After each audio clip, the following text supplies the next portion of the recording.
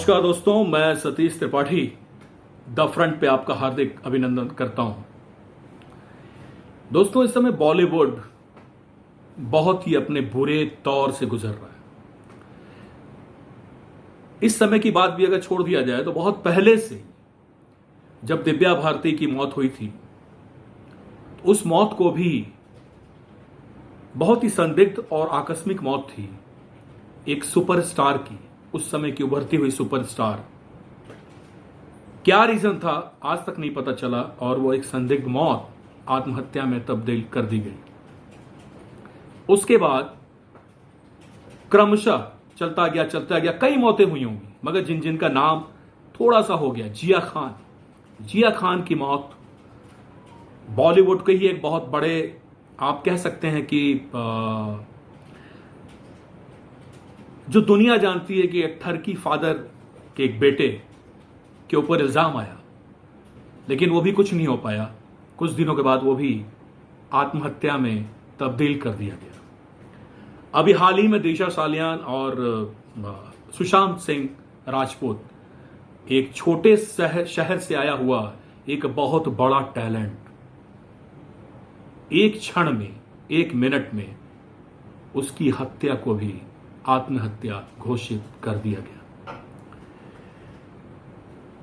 ये एक नेक्सस, एक पॉलिटिकल नेक्सस, एक माफियाओं का नेक्सस, एक नेपोटिज्म का नेक्सस। ये बॉलीवुड एक जाल, इतना बड़ा जाल हो चुका है कि ड्रग का नेक्सस। आप सोचिए कि छोटे छोटे शहर से आए हुए नए नए युवा कलाकारों को, लड़कियों को, लड़कों को इस गंदगी में, इस गटर में ढकेला जाता है, ड्रग्स में उतारा जाता है, शोषण किया जाता है उनका, शारीरिक, मानसिक, आर्थिक, हर तरह से। जब वो पूरी तरीके से टूट जाते हैं तो या तो उनकी हत्या हो जाती है या उन्हें आत्महत्या पे मजबूर कर दिया जाता है। लेकिन दोस्तों, इस बार सुशांत सिंह राजपूत का जो ये संदिग्ध हत्या हुई है, इसके लिए पूरे देश में एक देशव्यापी एक अलग ही आंदोलन शुरू हो गया है। और ये आंदोलन इतना बड़ा रूप ले लिया है कि इस बार हमारे देश की 135 करोड़ आबादी वाली कंट्री को, उनकी भावनाओं को, उनकी फीलिंग्स को, उनके आक्रोश को शायद ही राज्य सरकार और केंद्र सरकार अब दबा पाए। क्योंकि पॉलिटिक्स भी धीरे धीरे एक बच्चे को भी समझ में आने लगी है। इतने बड़े लूपहोल्स होने के बावजूद कूपर हॉस्पिटल से लेकर सीसीटीवी फुटेज से लेकर महाराष्ट्र मुंबई पुलिस से लेकर सब कुछ ओपन है, पूरी दुनिया के सामने है और सब जानते हैं कि इसमें सिर्फ लूपहोल्स नहीं, सिर्फ होल ही होल है। इतने छेद हैं कि कोई भी आदमी आसानी से देख सकता है कि दीवार के उस पार क्या है। मगर मुझे समझ में नहीं आ रहा है, अभी तक इतनी बड़ी बड़ी सरकारी तंत्र लगे हुए हैं, इतनी बड़ी बड़ी एजेंसियां लगी हुई हैं, लगने के बावजूद भी रिजल्ट जीरो। कौन है जीरो? क्यों है जीरो रिजल्ट? इसके पीछे की एक लॉजिक को अगर आप समझेंगे तो लगता है कि इसके पीछे एक बहुत बड़ा इंसान बैठा हुआ है, बहुत बड़ा आदमी बैठा हुआ है, जिस तक हाथ लगाने में शायद केंद्र सरकार की एजेंसियों को भी सोचना पड़ रहा है। ऐसा मैं नहीं, ऐसा लोग कह रहे हैं। लोगों में कानाफूसी हो रही है और लोग इस चीज को समझने लगे हैं। बंबई में काबा गाना बनता है तो उसके बाद जो वामपंथी मीडिया है, मैं देखा बिहार में काबा लेकर के उसको आ गई मार्केट में। अब बनारस में काबा, गोरखपुर में काबा। अरे मेरे भाई, जहां पे सच में कुछ नहीं है, उस जगह को अगर कोई उजागर कर रहा है तो उसके बदले में बिहार में काबा बनाना क्या जरूरी है? आप कहते हो बिहार में काबा, यहां ये नहीं खे, यहां वो नहीं खे, यहां वो नहीं खे, यहां फैक्ट्री नहीं खे, तो यहां काम नहीं खे, धंधा नहीं खे, रोजगार नहीं खे। बंबई में काबा ड्रग्स लेवे जी वो लोग बुझा। बंबई में ड्रग्स पिए खाते जी वो लोग। मुंबई में शारीरिक धंधा करे खातिर जी लोग। यह काम रह गया मुंबई में। आज इस चर्चा पे बात करने के लिए हमारे साथ, हमारे बीच, हमारे बड़े ही अभिन्न मित्र और राजनीतिक विश्लेषक मिस्टर पंडित अनूप मिश्रा जी बैठे हुए हैं। मैं चाहता हूं कि अनूप मिश्रा जी से पहला सवाल यह किया जाए कि अनूप जी पहले यह बताइए कि जो ड्रग्स है, ये जो बीट्स है, ये जो हैश है, ये जो कोकीन्स है, ये जो सीबीडी ऑयल है क्या?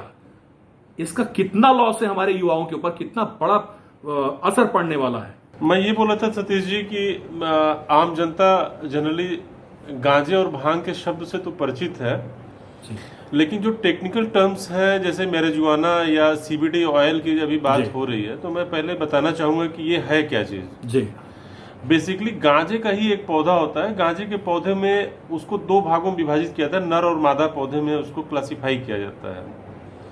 और इसमें जो उसके गांजे के पौधे का बीज होता है, उसी का तेल जो है इसको सीबीडी ऑयल के नाम से जाना जाता है।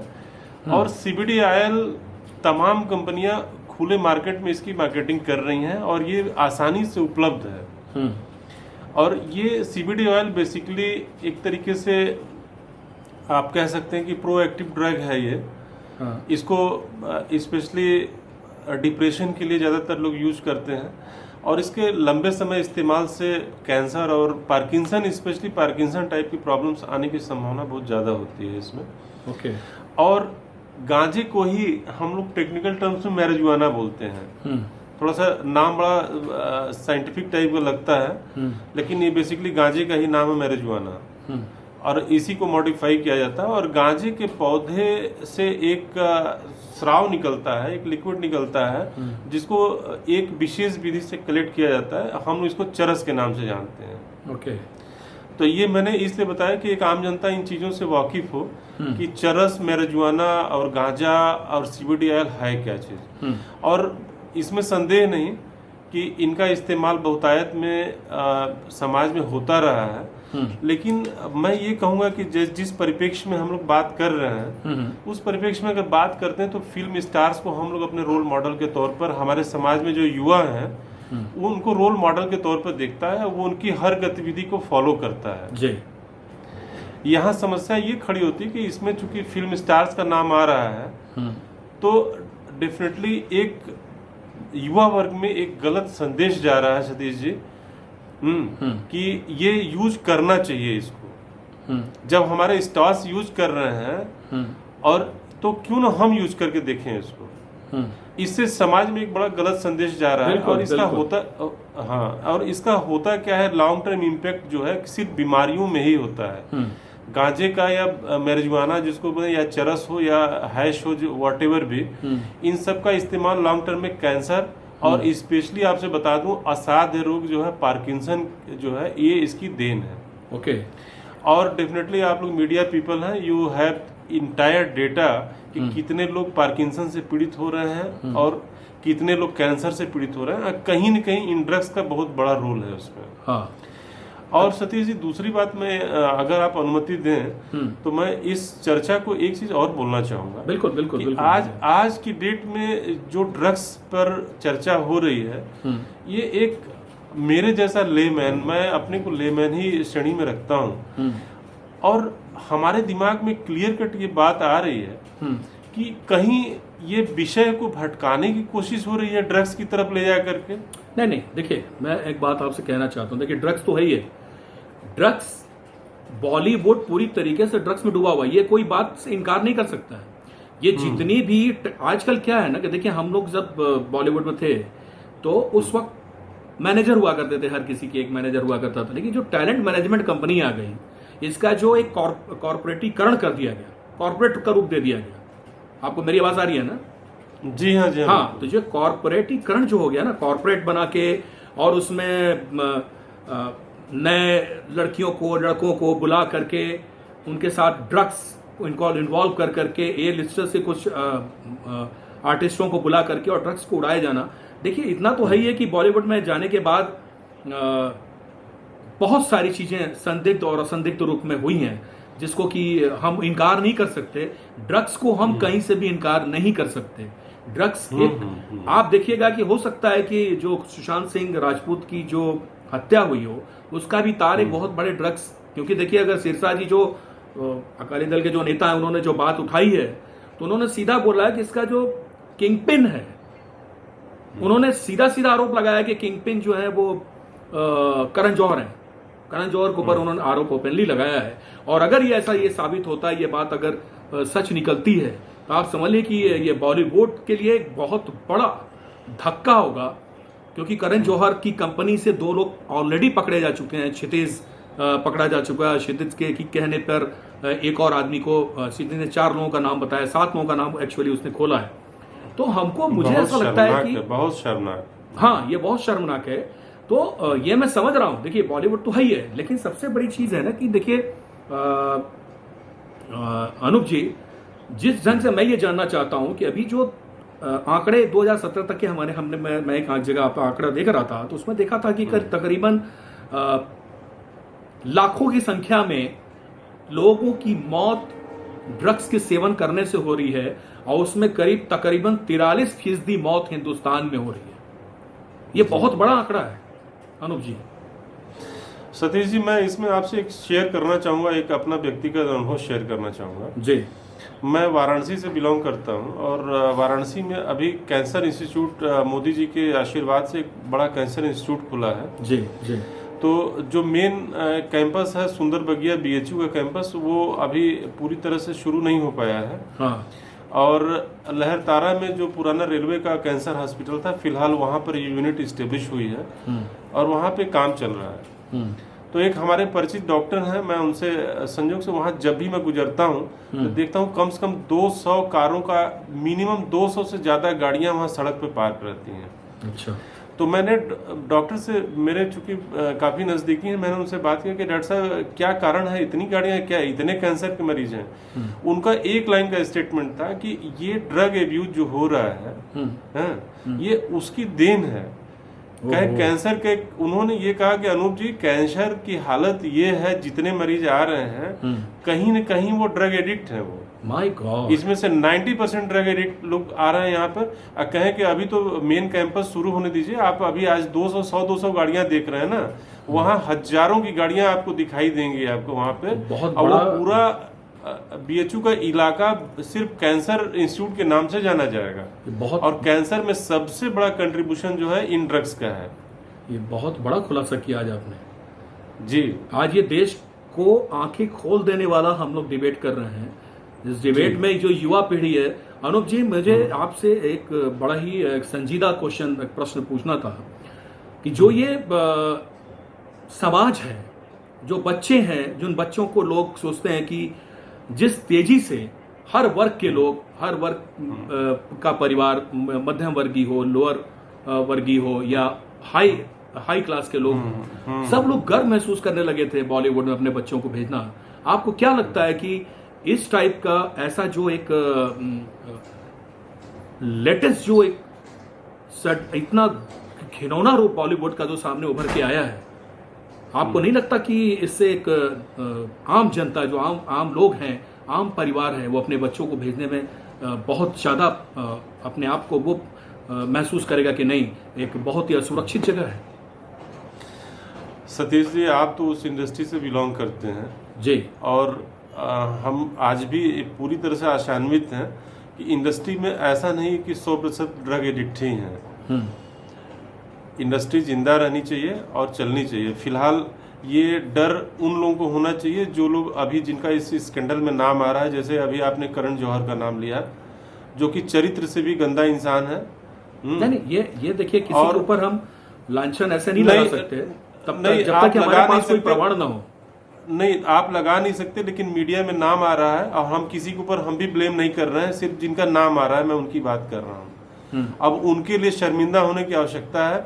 और मैं आपके इस चैनल के माध्यम से इस युवा पीढ़ी को कहना चाहूँगा कि आप कृपया रोल मॉडल, हमारे जो अभी हमारी बनारस की बेटी शिवांगी सिंह, जिसने अभी नाम आया कि राफेल, उसने जो है राफेल उड़ाने का उसको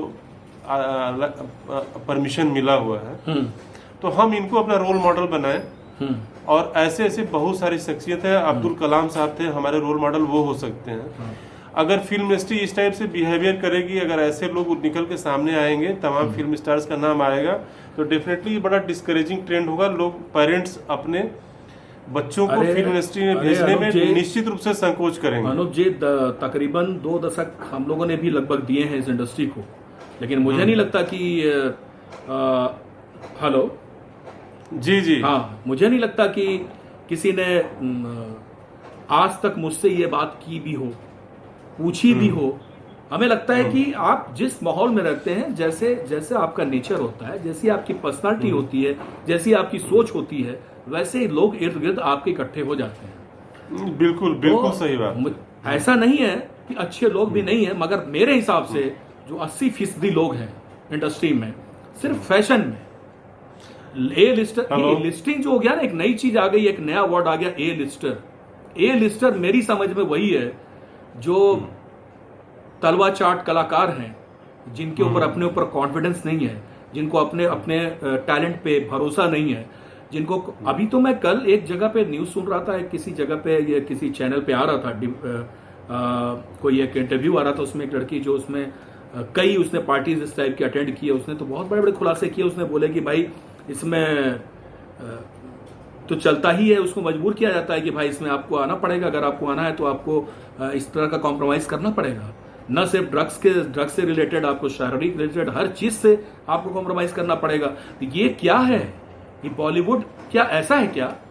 और अगर ऐसा है तो फिर तो मैं पहला व्यक्ति हूंगा कि जो इसके खिलाफ अपनी आवाज को बुलंद करूंगा। मैं समझता हूँ ऑलरेडी आप पिछले कई दिनों से मैं चैनल्स पे आपको देख रहा हूँ और आपने इसके खिलाफ पूरी तरीके से आवाज उठाई हुई है और आप धन्यवाद के पात्र हैं इसके लिए। नहीं, थैंक यू सो मच।